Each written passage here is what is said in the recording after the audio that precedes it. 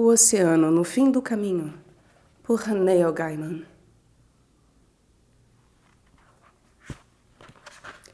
Tradução de Renata Petengil, editora Intrínseca, canal Le Conde.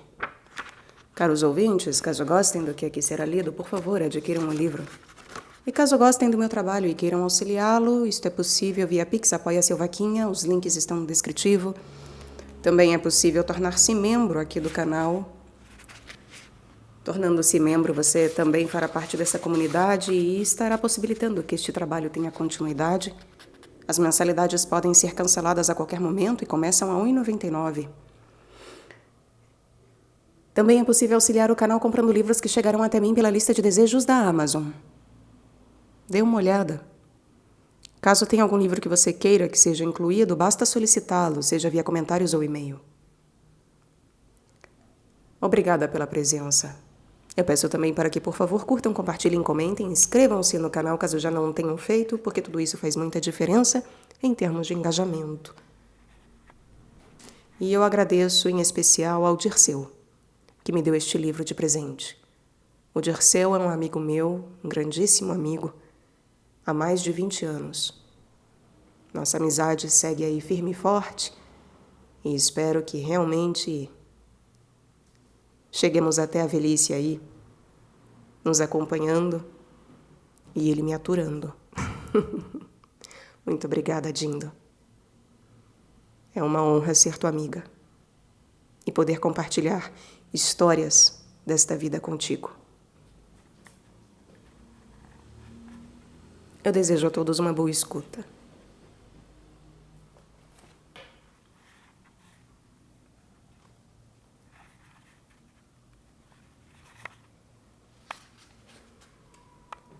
Era apenas um lago de patos, nos fundos da fazenda. Nada muito grande. Letty Hempstock dizia que era um oceano, mas eu sabia que isso não fazia o menor sentido. Letty falou que elas haviam atravessado o oceano até ali, vindas da velha pátria. Sua mãe dizia que Letty não lembrava direito, e que tinha sido muito tempo atrás. E, de qualquer maneira, a velha pátria havia afundado. A velha senhora Hempstock, a avó de Letty, argumentava que ambas estavam erradas e que o lugar que afundara não era a velha pátria de verdade. Ela declarava recordar-se bem da velha pátria de verdade. Afirmava que a velha pátria de verdade havia explodido.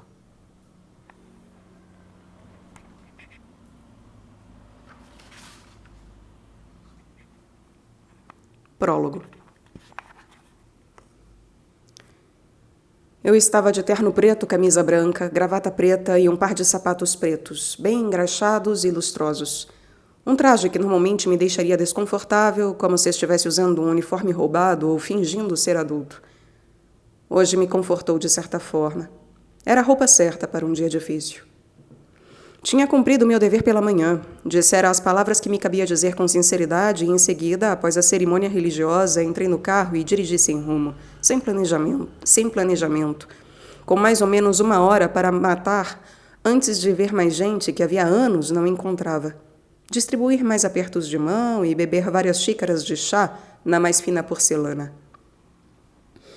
Dirigi pelas sinuosas estradas rurais de Sussex, das quais me lembrava apenas parcialmente, até que me vi a caminho do centro da cidade. Então, sem pensar, peguei outra via, dobrei à esquerda e depois à direita. Foi só então que percebi para onde estava indo, para onde ia desde o começo, e fiz uma careta, consciente de minha ausência de bom senso. Eu estava dirigindo a caminho de uma casa que há décadas não existia mais. Pensei em dar meia volta nesse momento, quando já seguia por uma pista larga que um dia fora uma estradinha de pedra ao lado de um campo de cevada, em retornar e deixar o passado em paz. Mas fiquei curioso. A casa velha na qual eu morei por 7 anos, dos 5 aos 12, essa foi derrubada e sumiu do mapa. A nova que meus pais construíram nos fundos do jardim, entre os arbustos de azaleias e o círculo verde na grama, que chamávamos de anel de fadas, essa foi vendida há 30 anos atrás. Reduzi a velocidade do carro ao ver a casa nova. Para mim, seria sempre a casa nova. Parei na entrada de veículos, reparando no modo como eles haviam seguido o estilo arquitetônico de meados da década de 70. Eu tinha esquecido que os tijolos eram marrom escuros. A pequena varanda da minha mãe fora transformada pelos novos moradores num jardim de inverno de 2 andares. Observei a casa com um olhar fixo, encontrando menos lembranças da minha adolescência do que esperava, nem dos tempos bons, nem dos ruins. Eu tinha morado naquele lugar por um tempo. Não parecia fazer parte de nada do que eu era agora. Engatei a ré e saí da entrada de veículos. Eu sabia que era hora de ir para a casa movimentada e acolhedora da minha irmã, toda arrumada e preparada para a ocasião. Conversaria com pessoas cuja existência eu apagara da memória havia anos, e elas perguntariam sobre meu casamento, fracassado 10 anos atrás, um relacionamento que foi se desgastando lentamente até que um dia, como sempre parece acontecer, chegou ao fim. E se eu estava namorando alguém? Não estava. Não sabia nem se conseguiria. Não por enquanto. E perguntariam sobre meus filhos, crescidos com suas próprias vidas, queriam muito ter podido vir. E sobre o meu trabalho. O trabalho vai bem, obrigado. Eu diria. Sempre sem saber como falar do que faço. Se conseguisse falar, não precisaria fazer. Eu faço arte. Às vezes arte verdadeira e, às vezes, isso preenche os espaços vazios da minha existência. Alguns. Nem todos. Falaríamos sobre os que já se foram. Nós nos lembraríamos dos mortos. A estradinha rural da minha infância era agora uma rua pavimentada, o asfalto preto servindo de divisória entre 2 enormes condomínios de casas. Dirigi por ela, afastando-me da cidade, na direção contrária a que deveria ir. E a sensação foi boa. A pista negra e lisa tornou-se mais estreita, mais sinuosa, transformando-se na estradinha de uma faixa só, da qual eu me lembrava, da minha infância. Depois em terra batida e pedrinhas arredondadas, brancas como ossos. Logo eu guiava lentamente o carro, aos solavancos, por um caminho estreito, ladeado por arbustos de amoras bravas e rosas mosquetas entremeados de fileiras de aveleiras ou matagais de cerca viva. Parecia que eu havia dirigido de volta ao passado. Aquela estradinha estava exatamente do jeito que eu lembrava. Ela e nada mais. Passei em frente à fazenda Caraway. Lembrei-me de quando tinha só 16 anos e beijei Callie Anders, que morava ali com suas bochechas coradas e cabelo louro, e cuja família estava de mudança para as ilhas Shetland. Callie Anders, que eu nunca mais beijaria nem veria de novo. E então, por mais de 1 quilômetro, nada além de campos de pastagens dos 2 lados da pista, um emaranhado de prados. Aos poucos, a estradinha virou uma trilha. Estava chegando ao fim.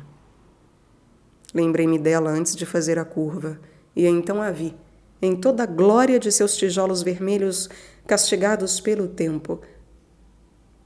A casa de fazenda das Hempstock. A visão me pegou de surpresa, embora desde sempre fosse ali que a estradinha terminava. Não havia como ir adiante. Estacionei o carro ao lado do curral. Não sabia o que fazer em seguida. Fiquei me perguntando se após todos esses anos ainda haveria alguém morando ali, ou, mais especificamente, se as Hempstocks ainda moravam ali. Parecia improvável, mas, pelo pouco que eu lembrava, elas eram pessoas improváveis. O fedor do esterco de vaca me atingiu assim que saltei do carro e atravessei o pequeno pátio com cuidado até a porta da casa. Tentei em vão encontrar a campainha, então bati. A porta não estava fechada direito e se abriu lentamente com o toque dos nós dos meus dedos. Eu já estivera ali. Não estivera? Muito tempo atrás? Tinha certeza que sim. As memórias de infância às vezes são encobertas e obscurecidas pelo que vem depois, como brinquedos antigos esquecidos no fundo do armário abarrotado de um adulto. Mas nunca se perdem por completo. Parei na saleta da entrada, na entrada da casa, e falei: Olá? Tem alguém aí? Nenhuma resposta. Senti cheiro de pão no forno, de lustramóveis e madeira antiga. Meus olhos demoraram a se adaptar à escuridão. Esquadrinhei o ambiente e já me preparava para dar a meia volta e ir embora, quando uma senhora surgiu na saleta mal iluminada segurando um pano branco. Seus cabelos eram grisalhos e compridos. Senhora Hempstock? Ela inclinou a cabeça para o lado, olhou para mim. Sim, eu conheço você, meu jovem. Não sou jovem, não mais. Conheço. Mas as coisas ficam confusas quando se chega à minha idade.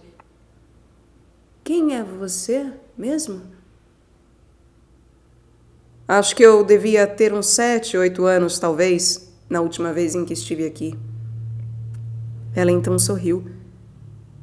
Você era amigo da Letty? Lá do início da estrada? A senhora me serviu um copo de leite. Estava quente, tirado das vacas. Então me dei conta de quantos anos haviam se passado e falei: não foi a senhora quem fez isso. Deve ter sido a sua mãe quem me serviu o copo de leite. Perdão. Quando envelhecemos, ficamos iguais aos nossos pais. Viva o suficiente e verá os rostos se repetirem com o tempo. Eu me lembrava da senhora Hempstock, mãe da Letty, como uma mulher corpulenta. A senhora na minha frente era magra, franzina e tinha uma aparência frágil. Era igual à mãe dela, que eu conhecera como a velha senhora Hempstock. Às vezes, quando me olho no espelho, vejo o rosto do meu pai, não o meu, e me lembro do jeito como ele sorria sozinho diante do espelho, antes de sair de casa. Que bela figura, dizia ao próprio reflexo, a título de aprovação. Que bela figura. Você veio ver a Letty? Perguntou a senhora Hempstock. Ela está aqui?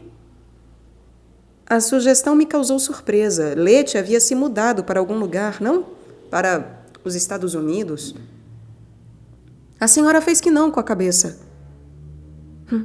Eu já ia pôr a chaleira no fogo. Você aceita um chazinho?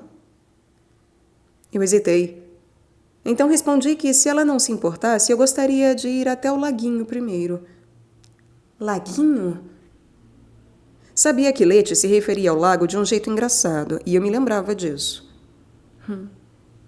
Ela o chamava de mar, algo assim. A velha senhora colocou o pano em cima da cômoda. Não dá para beber água do mar, não é mesmo?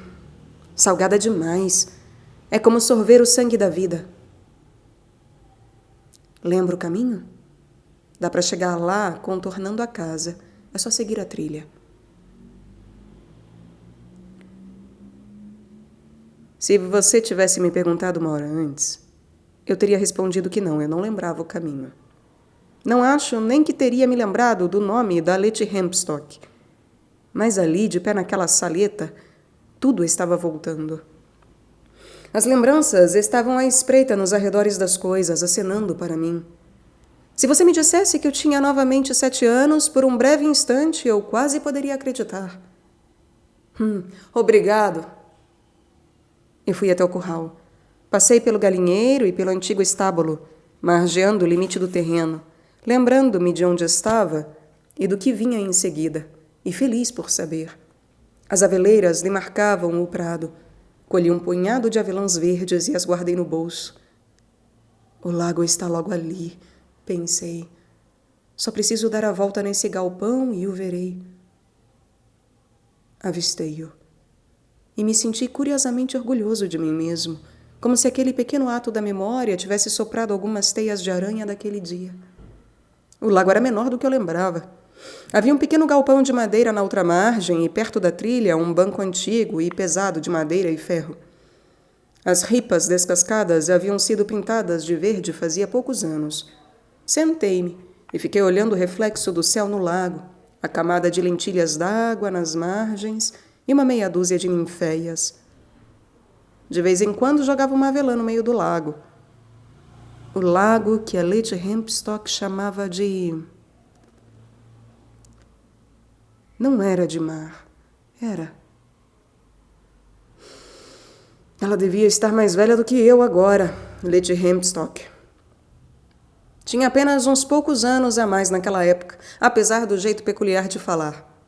Tinha 11 anos. E eu? Quantos anos eu tinha, hein? Foi depois do fiasco da festa de aniversário. Disso eu me lembrava. Então devia ter uns 7. Fiquei tentando lembrar se havíamos chegado a cair na água. Será que eu tinha empurrado Letty no lago de Patos? Aquela menina esquisita que morava na fazenda bem no fim do caminho? Eu me lembrava dela na água. Talvez ela tivesse me empurrado também. Para onde ela foi? Estados Unidos? Não. Austrália. Era isso. Algum lugar bem longe. E não era mar. Era oceano. O oceano de Letty Hempstock. Lembrei-me disso. E ao lembrar, lembrei-me de tudo. Ninguém foi à minha festa de aniversário de 7 anos. Havia uma mesa arrumada com gelatinas e pavês, um chapéu de festa ao lado de cada prato e no meio um bolo com 7 velas. Em cima dele, um livro desenhado com glacê. Minha mãe, que organizara a festa, contou que a moça da confeitaria confessara que eles nunca haviam colocado um livro num bolo de aniversário e que faziam para a maioria dos meninos bolas de futebol ou naves espaciais. Eu fui o primeiro livro dela. Quando ficou claro que ninguém apareceria, minha mãe acendeu as 7 velas e eu assoprei. Comi uma fatia do bolo, como também o fizeram minha irmã caçula e uma de suas amigas, ambas participando da festa como observadoras e não como convidadas, antes de baterem em retirada, rindo, para o jardim. Minha mãe tinha preparado brincadeiras para a festa, mas como não havia ninguém lá, nem mesmo minha irmã, nenhuma delas foi realizada, e eu mesmo desembrulhei o presente da brincadeira passo-pacote, enrolado em várias folhas de jornal, revelando um boneco de plástico azul do Batman. Estava triste por ninguém ter ido à minha festa, mas feliz por ganhar um boneco do Batman. E ainda havia um presente de aniversário esperando para ser lido, a coleção completa de As Crônicas de Nárnia, que levei para o meu quarto. Deitei na cama e me perdi nas histórias. Gostei disso. Livros eram mais confiáveis que pessoas, de qualquer forma. Meus pais também tinham me dado o LP O Melhor de Gilbert e Sullivan, que se somou aos 2 que eu já possuía.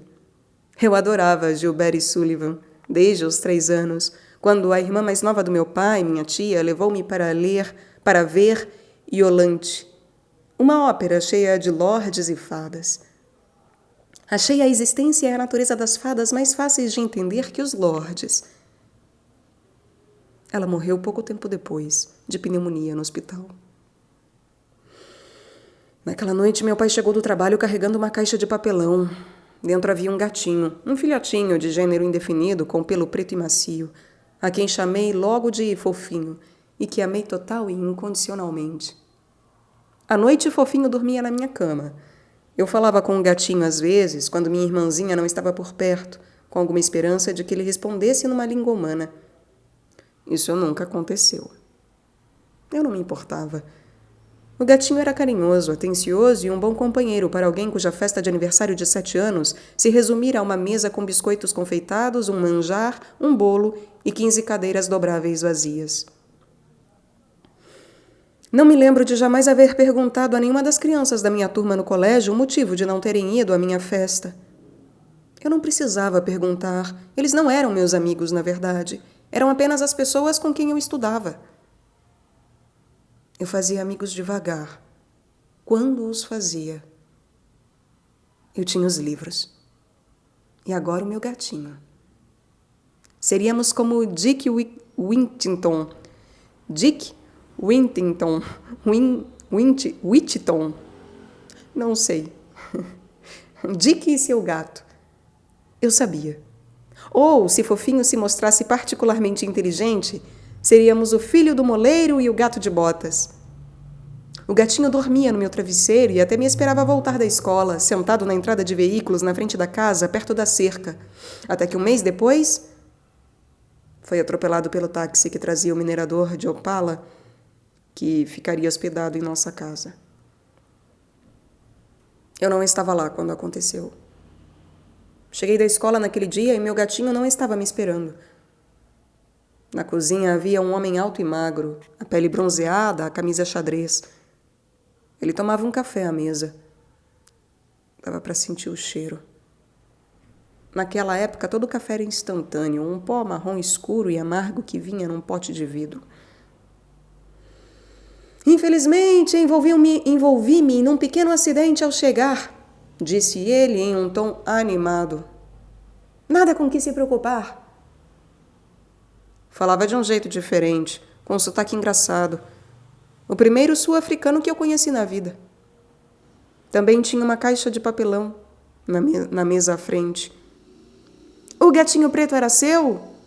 Perguntou. O nome dele é Fofinho, respondi. É, como disse, um acidente ao chegar. Nada com que se preocupar, hein? Livrei-me do corpo. Não precisa se incomodar. Resolvi o problema. Pode abrir a caixa.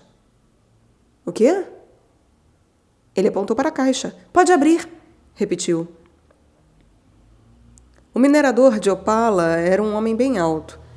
Estava de calças jeans e camisa xadrez todas as vezes que o vi, exceto a última. Usava uma grossa corrente de ouro amarelo claro no pescoço. Ela também havia desaparecido da última vez que o vi. Eu não queria abrir aquela caixa. Eu queria sumir dali, desaparecer. Queria chorar a morte do meu gatinho, mas não podia fazer isso com gente por perto me observando. Queria viver o meu luto. Queria enterrar o meu amigo nos fundos do jardim, logo depois do anel de fadas de grama verdinha, dentro da caverna formada pelo arbusto de rododendros, atrás da pilha de aparas da grama, onde ninguém, além de mim, jamais ia. A caixa se mexeu. Comprei-o para você, disse o homem. Sempre pago minhas dívidas. Estendi o braço, levantei a tampa da caixa e me perguntei se aquilo era alguma brincadeira, se meu gatinho estaria lá dentro. Em vez disso, uma cara ruiva me olhou com uma expressão feroz. O minerador de Opala tirou o gato da caixa. Era um macho enorme, o pelo rajado de laranja e branco, e faltava-lhe meia orelha. O gato me olhou com raiva. Não gostou de ter sido colocado numa caixa. Não estava acostumado a caixas. Estendi a mão para acariciar sua cabeça, sentindo como se traísse a memória do meu gatinho. Mas o bicho se retraiu para eu não encostar nele, grunhiu para mim, e então seguiu para um canto distante do cômodo, onde sentou-se, olhou e odiou. Aí está, gato por gato, disse o minerador de Opala, e bagunçou meu cabelo com a mão que lembrava couro. Então saiu para o corredor, deixando-me na cozinha com o gato que não era o meu gatinho. O homem espiou por trás da porta. Ele se chama Monstro, falou. Aquilo me pareceu uma piada de mau gosto. Deixei a porta da cozinha aberta para que o gato pudesse sair. Então subi até o meu quarto, deitei na cama e chorei pelo falecido Fofinho. Quando meus pais chegaram em casa à noite, não creio que meu gatinho tenha sido sequer mencionado. Monstro morou conosco por uma semana e pouco mais. Eu colocava comida de gato na tigela para ele de manhã e de novo à noite, como fazia para o meu gatinho. Ele ficava sentado na porta dos fundos até que eu ou outra pessoa o deixasse sair. Nós o víamos no jardim, passando entre um arbusto e outro, ou nas árvores, ou na grama. Dava para rastrear seus movimentos pelos chapins azuis e sabiás mortos que encontrávamos no jardim. Mas não o víamos com muita frequência. Eu sentia a saudade do Fofinho. Sabia que seres vivos não podiam ser simplesmente substituídos, mas eu não ousei me queixar aos meus pais. Eles teriam ficado perplexos com a minha comoção. Afinal, apesar de meu gatinho ter sido atropelado e morto, também havia sido substituído. O dano fora remediado. Tudo me voltava à memória. Mas, mesmo enquanto lembrava, eu sabia que não seria por muito tempo. Eu me lembrava de todas as coisas ali, sentado no banco verde ao lado do laguinho que Letty Hempstock um dia me convenceu ser um oceano. Eu não era uma criança feliz, ainda que de vez em quando ficasse contente. Vivia nos livros mais que em qualquer outro lugar. Nossa casa era grande e tinha vários cômodos, o que era bom quando a compramos e meu pai tinha dinheiro. E nada bom depois. Meus pais me chamaram no quarto deles certa tarde, muito formalmente. Achei que tivesse feito algo errado e que estava lá para levar uma bronca, mas não. Eles apenas me contaram que não eram mais financeiramente prósperos, que todos precisaríamos fazer sacrifícios e que eu teria que abrir mão do meu quarto, o pequeno cômodo no alto da escada. Fiquei triste. Nele havia uma pequena pia amarela, bem do meu tamanho, instalada especialmente para mim.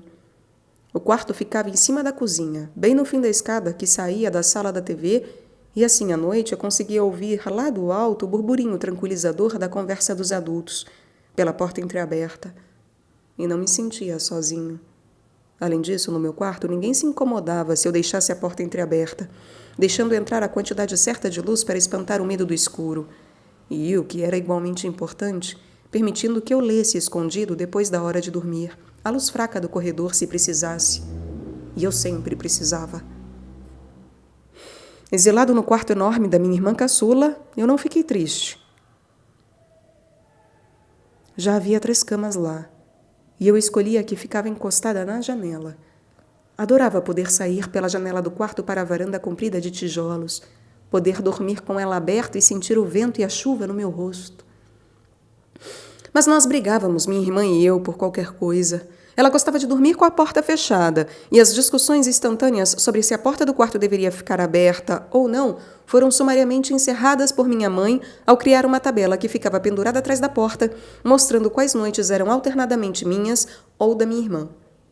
A cada noite eu ficava tranquilo ou apavorado, dependendo de a porta estar aberta ou fechada. Meu antigo quarto no topo da escada passou a ser alugado e as mais variadas pessoas passaram por ali. Eu via todas elas com desconfiança. Estavam dormindo no meu quarto, usando a minha pequena pia amarela, que tinha o tamanho certo para mim. Houve uma austríaca gorda que nos contou que conseguia sair da própria cabeça e andar pelo teto. Um estudante de arquitetura da Nova Zelândia. Um casal de americanos que minha mãe, escandalizada, expulsou de casa ao descobrir que não eram casados de fato. E agora havia o minerador de opala. Ele era sul-africano, embora tenha enriquecido com mineração de opala na Austrália. Presenteou a mim e minha irmã com uma opala a cada um, uma pedra bruta preta com nuances verdes, azuis e vermelhas. Minha irmã gostava dele por causa disso e venerava a opala. Eu não conseguia perdoá-lo pela morte do meu gatinho. Era o primeiro dia das férias da primavera. 3 semanas sem aula. Acordei cedo, empolgado com a perspectiva de dias a fio, sem serem preenchidos do jeito que eu quisesse. A serem preenchidos do jeito que eu quisesse. Eu ia ler, ia explorar. Vesti o short, a camiseta e calcei as sandálias. Desci até a cozinha. Meu pai estava ao fogão, enquanto a minha mãe dormia até mais tarde. Estava de roupão por cima do pijama. Meu pai quase sempre preparava o café da manhã de sábado. Pai, cadê minha revistinha? Perguntei. Ele sempre comprava um exemplar da Smash para mim antes de voltar de carro do trabalho às sextas-feiras, e eu lia nas manhãs de sábado. No banco de trás do carro. Quer torrada? Quero, mas não queimada. Meu pai não gostava de torradeiras. Ele torrava o pão usando o grill do nosso forno e geralmente ficava queimado. Saí e fui até a entrada de veículos, olhei ao redor. Voltei para casa, empurrei a porta da cozinha e entrei. Eu adorava a porta da cozinha. Era de vai e vem, abria para dentro e para fora, de forma que, 60 anos antes, os empregados pudessem entrar e sair com os braços carregados de pratos cheios ou vazios. Pai, cadê o carro? Na entrada de veículos. Não, não está. O quê? O telefone tocou e meu pai foi até o corredor, onde ficava o aparelho para atendê-lo. Eu o ouvi conversando com alguém. A torrada começou a fumegar no grill. Subi numa cadeira e desliguei o forno. Era a polícia, disse meu pai. Alguém avisou que viu nosso carro abandonado no fim da rua. Falei que ainda não tinha nem comunicado o roubo. Pois bem, podemos ir até lá agora, encontrá-los no local. Torrada! Ele tirou o tabuleiro do forno. A torrada fumegava e estava preta de um dos lados.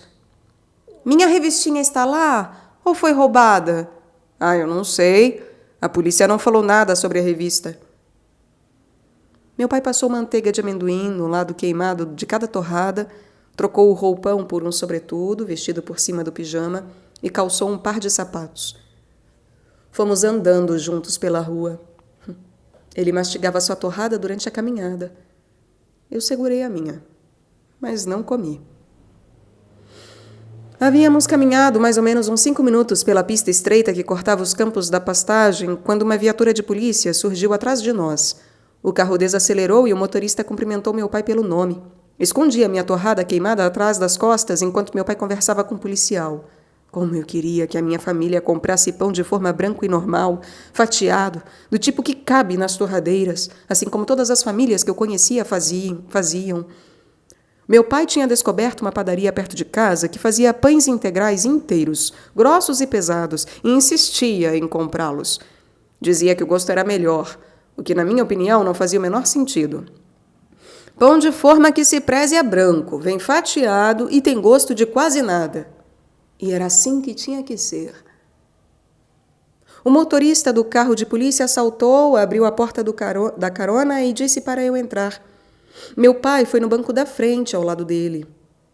A viatura seguiu devagar pela pista. Naquela época não havia asfalto em nenhum ponto da estrada, que só era largo bastante para que um carro passasse por vez.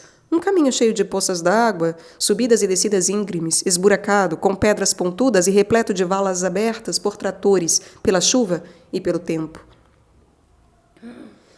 Essa garotada, disse o policial, acham isso engraçado. Roubam um carro, dão umas voltas e depois o abandonam. Devem ser da região. Só estou feliz por ter sido encontrado tão depressa, comentou meu pai.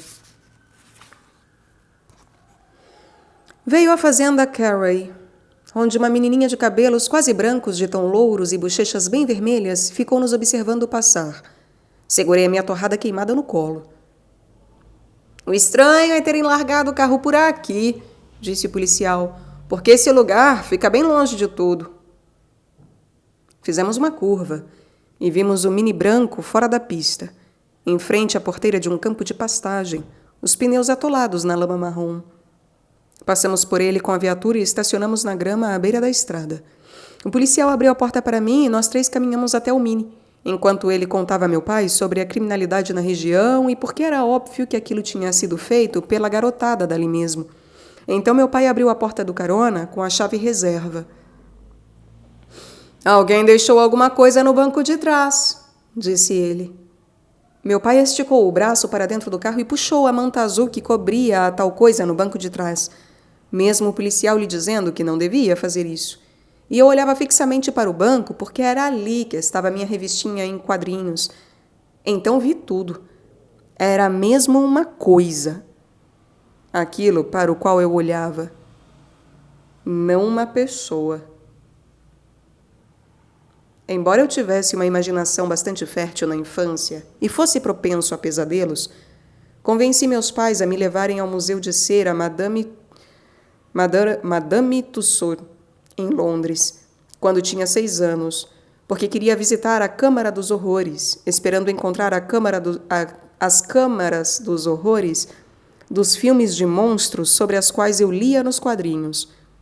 Minha expectativa era poder vibrar com os bonecos de cera do Drácula, do Frankenstein, do lobisomem, e, em vez disso, fui guiado por uma sequência aparentemente interminável de dioramas mostrando homens e mulheres comuns, de olhar desalentado, que haviam assassinado outras pessoas, geralmente inquilinos e os próprios familiares, e por sua vez também haviam sido mortos, por enforcamento, na cadeira elétrica, em câmaras de gás.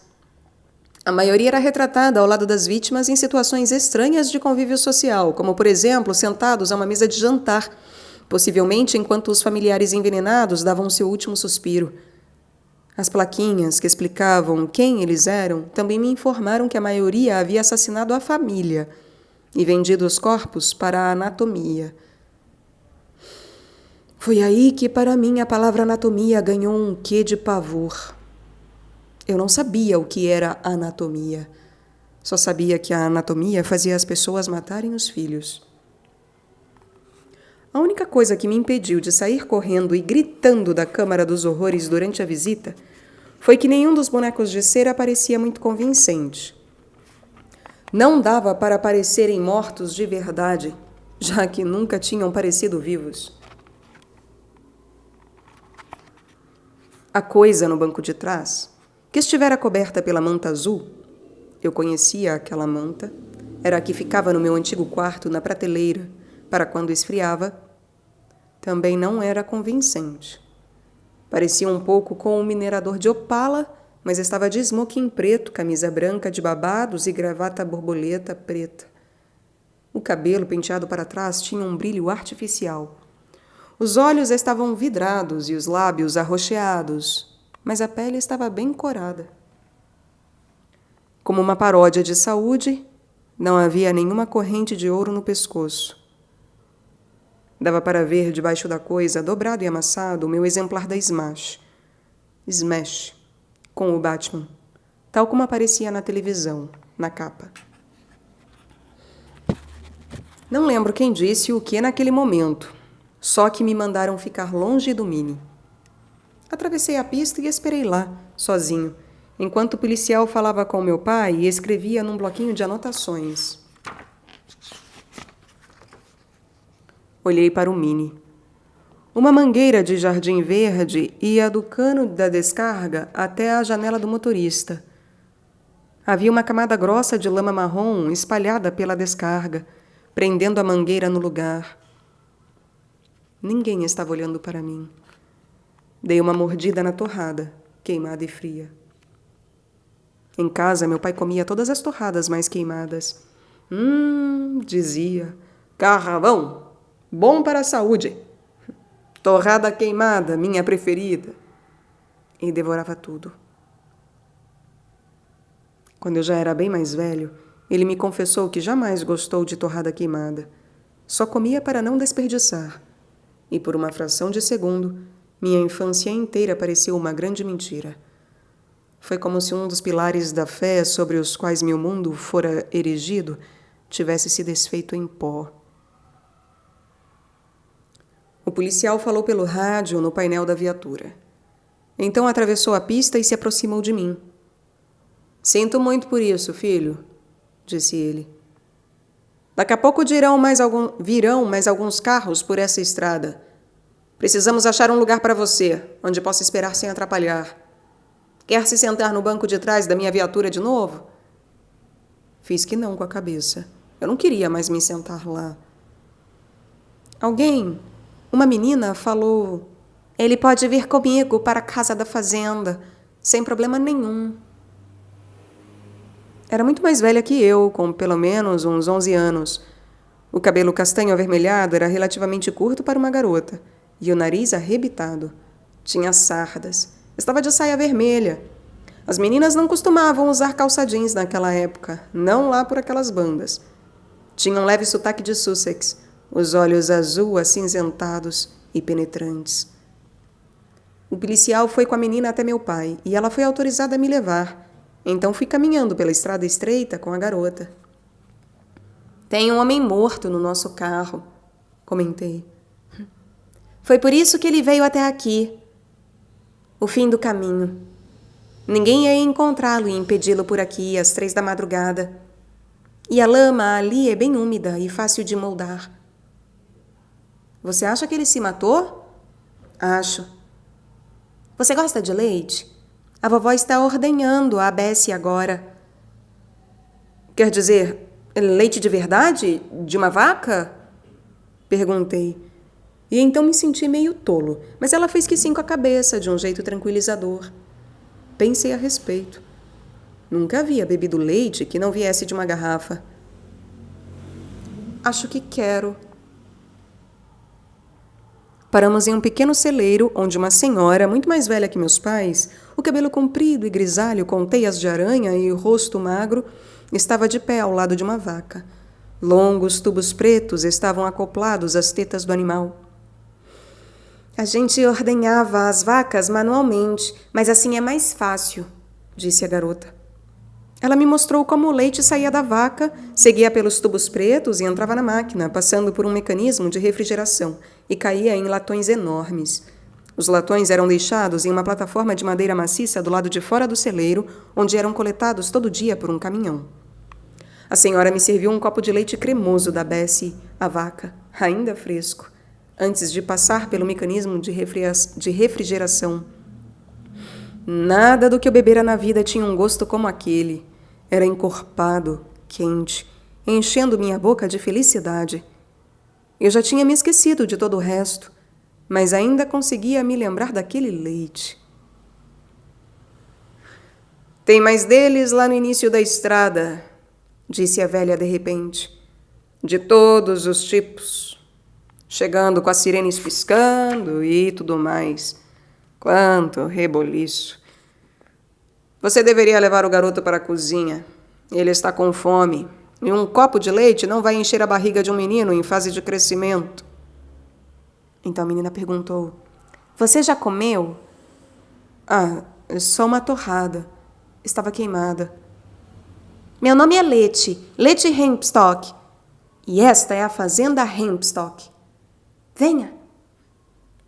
Ela me levou para dentro da casa pela porta da frente e me guiou até a cozinha gigantesca, onde me colocou sentado a uma enorme mesa de madeira, cheia de marcas e nós que pareciam rostos me encarando. Tomamos o café da manhã cedo por aqui.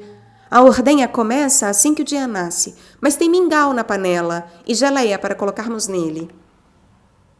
Ela me deu uma tigela de porcelana cheia de mingau de aveia quente, servido diretamente da panela que estava no fogão, com uma colherada de geleia de amora caseira, minha preferida, bem no meio. E então derramou creme de leite por cima. Misturei tudo com a colher antes de comer, criando um redemoinho roxo. E aquilo me deixou mais feliz que qualquer outra coisa na vida. O gosto era divino. Uma mulher atarracada entrou na cozinha. O cabelo castanho avermelhado era curto e salpicado de fios brancos. Tinha as maçãs do rosto salientes, vestia uma saia verde escura até os joelhos e galochas. Esse deve ser o menino lá do início da estrada. Quanta confusão, por causa daquele carro. Daqui a pouco 5 deles vão precisar de chá, disse ela. Leti encheu uma enorme chaleira de cobre com água de torneira, acendeu uma das bocas do fogão a gás com um fósforo e pousou a chaleira na chama. Em seguida, pegou 5 canecas lascadas de um armário e hesitou, olhando para a mulher, que disse: Tem razão. 6. O médico virá também. Então a mulher franziu os lábios e soltou um muxoxo.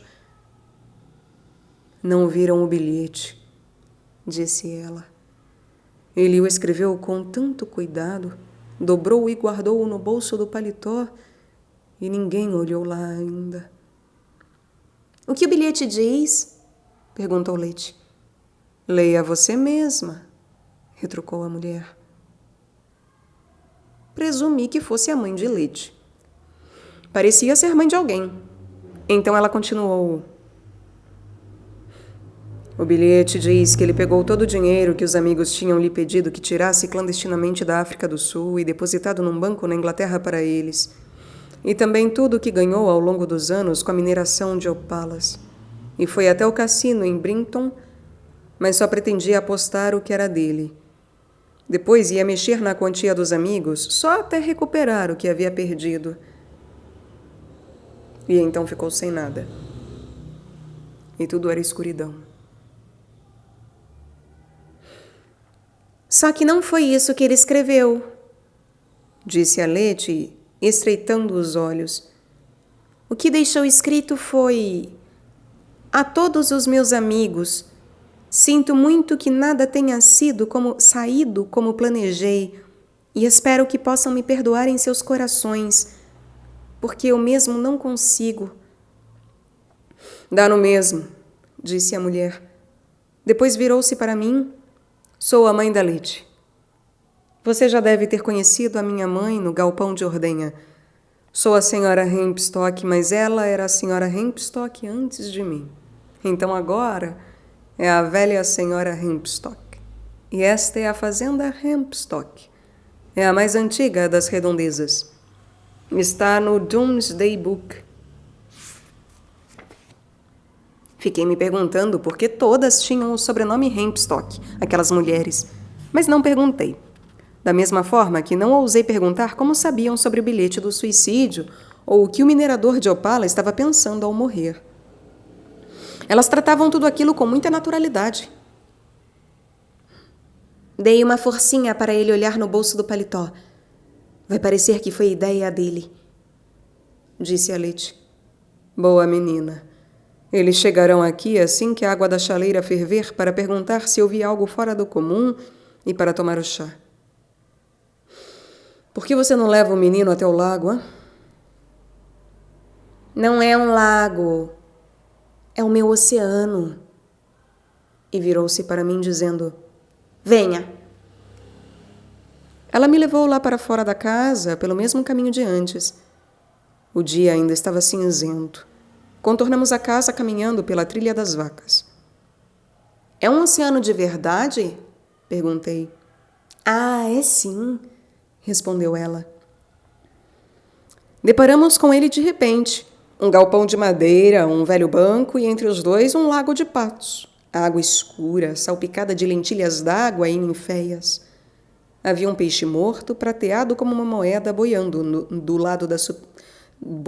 de lado na superfície. Isso não é bom, disse Letty. Achei que você tinha dito que era um oceano. É só um lago, na verdade. É um oceano. Nós o atravessamos quando eu ainda era bebê, quando viemos da velha pátria. Letty entrou no galpão e saiu de lá carregando uma vara de bambu comprida, com o que parecia ser um puçá na ponta. Ela inclinou o corpo para frente, afundou a rede com cuidado por baixo do peixe morto e o puxou para fora. Mas a fazenda Hempstock está no Domesday Book. Foi o que sua mãe disse. E esse livro foi escrito na época de Guilherme, o Conquistador. Sim, concordou Letty Hempstock. Ela tirou o peixe do puçá e o examinou. Ainda estava mole, não enrijecera, e caiu atravessado na mão dela. Eu nunca tinha visto tantas cores. Ele era prateado, sim, mas por baixo do prateado havia azul, verde e roxo, e a ponta das escamas era preta. Que peixe é esse? Perguntei. Isso é muito estranho. Quer dizer, os peixes desse oceano não costumam morrer. Ela sacou um canivete com cabo de chifre, de onde eu não saberia dizer, e enfiou-o na barriga do peixe, cortando-o da cabeça até a cauda. Foi isso que o matou. Ela tirou um objeto de dentro do peixe, então depositou-o, ainda gosmento das vísceras, na palma da minha mão. Eu me abaixei, mergulhei-o na água e o esfreguei com os dedos para limpá-lo. Olhei e dei de cara com o rosto da rainha Vitória. 6 centavos? Indaguei. O peixe comeu uma moeda de 6 centavos? Isso não é bom, não é? O sol começava a aparecer. A luz evidenciou as sardas aglomeradas nas bochechas e no nariz dela, e nos pontos em que incidia em seu cabelo, os fios ganharam um tom vermelho acobreado. Seu pai quer saber onde você está. Hora de voltar. Tentei devolver a pequena moeda de prata de 6 centavos a Letty, mas ela fez que não com a cabeça. Pode ficar. Você pode comprar um chocolate ou balas de limão. Acho que não. É muito pouco. Eu não sei se as lojas ainda aceitam essas moedas. Então coloque no seu cofrinho. Talvez dê sorte. Letty disse isso com um ar de dúvida, como se não soubesse que tipo de sorte a moeda me daria. Os policiais, meu pai e 2 homens de terno e gravata marrom estavam na cozinha da casa da fazenda. Um deles me contou que era policial, mas não usava uniforme, o que achei um tanto sem graça. Se eu fosse policial, tinha certeza, usaria meu uniforme sempre que pudesse. Reconheci o outro homem de terno e gravata como o Dr. Simpson, nosso médico de família. Eles estavam terminando o chá. Meu pai agradeceu a Sra. Hempstock e a Letty por cuidarem de mim. E elas disseram que eu não dera trabalho algum e que poderia voltar outro dia. O policial que nos levara até o Mini nos deu uma carona de volta e nos deixou na frente da casa. Talvez seja melhor você não contar nada disso à sua irmã, ponderou meu pai. Eu não queria mesmo contar nada daquilo para ninguém. Eu havia encontrado um lugar especial, feito uma amiga, perdido minha revista em quadrinhos e ainda segurava apertada uma antiga moeda de prata. Qual a diferença entre o oceano e o mar? Perguntei. O tamanho, respondeu meu pai. Os oceanos são muito maiores que os mares. Por quê? Só estava pensando. É possível um oceano ser tão pequeno quanto um lago? Não. Lagos são do tamanho de lagos, lagoas do tamanho de lagoas. E mares são mares. E oceanos? Oceanos. Atlântico, Pacífico, Índico, Ártico. Acho que esses são todos os oceanos que existem. Meu pai subiu para o quarto para conversar com a minha mãe e falar ao telefone. Eu coloquei a moeda de prata no meu cofrinho. Era o tipo de cofrinho de porcelana do qual nada podia ser retirado. Um dia, quando não coubesse mais nenhuma moeda, eu teria permissão para quebrá-lo. Mas ainda faltava muito para enchê-lo.